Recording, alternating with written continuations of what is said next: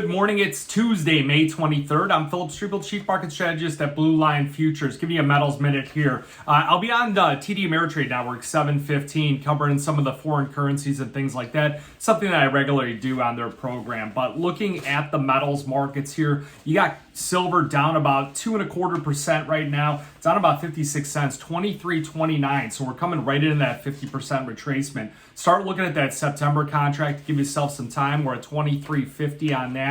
I'll post a chart on that market. Gold down 17 bucks, 19.59. Copper down another nickel. Platinum pulling back. That's been one of the best performers here recently. We're at 10.64. Big standout on the chart. Dollar index moving up. So, I look at everything against the dollar as far as currency wise. And there are 5 currency pairs right now. They're all bearish trend versus the dollar, which means the dollar has gone bullish trend. As the dollar goes up, you start to see precious metals come under pressure. So, and it's everything from the Aussie, the pound, the euro, the yen, and the Swiss. Those are all bearish trend. Remember the dollar, it broke out at its decisive downward wedge, and it seems like it was at the height of pessimism on the dollar. This is when people were saying that the dollar is going to go completely worthless and it's going to be over with. So, but you look at the Canadian dollar; it's the only one that's still bullish trend here. It's barely kind of hanging on. It's because of the proximity to the U.S., the economic activity. Remember, most of the population lives close to the U.S., interacts with the U.S., and then also you look at some of the energies. They've all been pushing up, like crude oil, looking really good. You should have December crude oil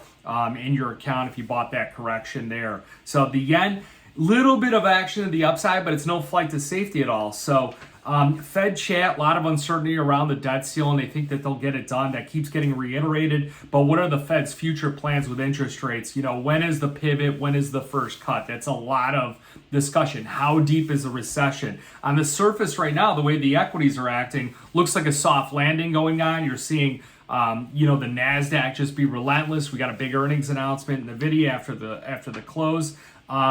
But, if something dramatic changes, we'll see some volatility. You had Fed's Kashkari. He said they don't want to declare they're done raising rates. We have to go higher from here on rates. We're on a mission to get inflation down. The U.S. economy is at stake with the debt ceiling issue. So investors move their bets up on an interest rate hike to 30% from around 22%.